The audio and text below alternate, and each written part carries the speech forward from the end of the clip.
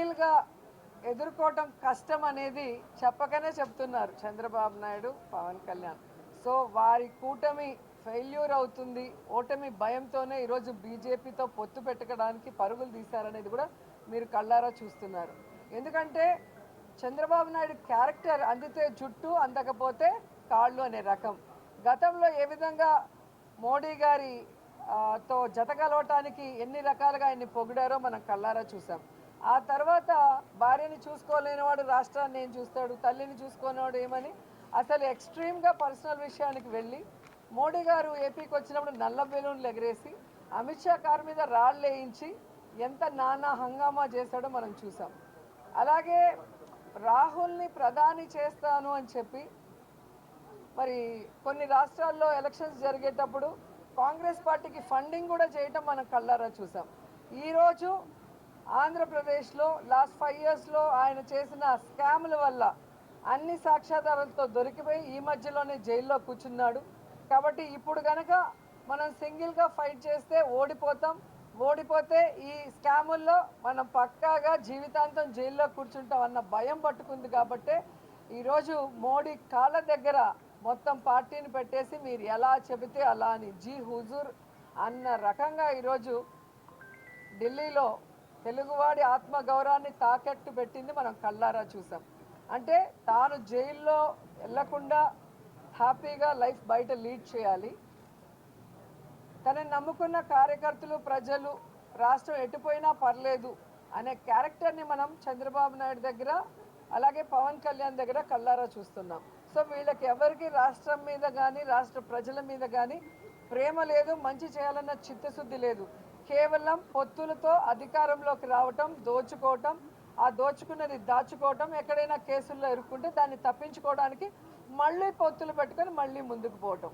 అంటే ఈరోజు ఎలా అయిపోయిందంటే ఎన్నికల్లో గెలవాలి అంటే ప్రజలకి మంచి చేసి ఉండాలి, లేదా ప్రజలకి మంచి చేయబోతాం, ఇవి మేము అధికారంలోకి వస్తే చేస్తామని చెప్పటం లేదు. ఎన్ని పొత్తులు పెట్టుకుందామా, ఏ విధంగా ఆ ఓటింగ్ని తీసుకుందామా అన్న చందంగానే ముందుకు వెళ్తున్నారు అనేది చాలా దురదృష్టకరం. ఇది ప్రజలందరూ గమనించాలి. మనకి మంచి చేసిన వాళ్ళు ఎవరు, మనకిచ్చిన వాగ్దానాలను ఎవరు నెరవేరుస్తున్నారు, భవిష్యత్తులో ఈ రాష్ట్రం బాగుండాలన్నా, రాష్ట్ర ప్రజలు సంతోషంగా ఉండాలన్నా ఎవరికి ఓటేయాలి అనేది ఆలోచించాలి. అధికారంలో ఉన్నప్పుడు ప్రజల్ని గాలికి వదిలేసి రాష్ట్రాన్ని ముక్కలు చెక్కలు చేసి సర్వనాశనం చేసి అప్పుల్లో ముంచేసి ఈరోజు పొత్తులు పెట్టుకొని అధికారంలోకి వచ్చి ఏం చేయాలనుకుంటున్నారు. కాబట్టి ప్రజలు గమనించి అలా పొత్తులతో మిమ్మల్ని మోసం చేయాలనుకున్న వాళ్ళని తరిమి కొట్టండి. మీకోసం అహర్నిశలు ఆలోచిస్తూ మంచి చేస్తూ ఇచ్చిన ప్రతి వాగ్దానాన్ని నెరవేరుస్తున్న జగనన్నకి అండగా ఉండాలని ఈ రాష్ట్ర ప్రజలకి చేతులెత్తి విజ్ఞప్తి చేస్తున్నారు.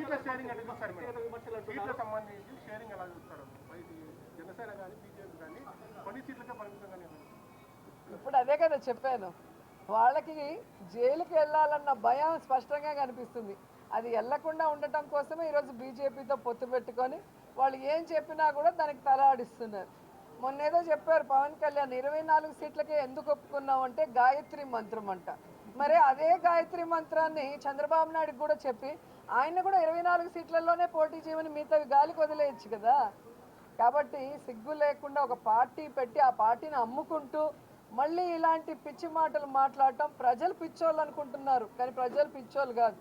ఎవరైతే పిచ్చి పిచ్చిగా మాట్లాడుతున్నారో వాళ్ళకి ఇప్పటికే నించున్న 2 చోట్ల ఓడించారు. ఆ భయం పట్టుకుంది కాబట్టి నాకు తెలిసి ఈసారి ఎమ్మెల్యేగా కంటెస్ట్ చేయడు అని అనుకుంటున్నాను.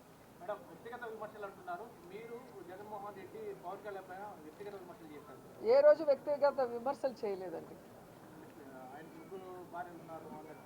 మేమెవరు చెప్పలేదండి. ఆయన డిక్లేర్ చేసుకున్నాడు ఆయనకి ఎంతమంది ఉన్నారని.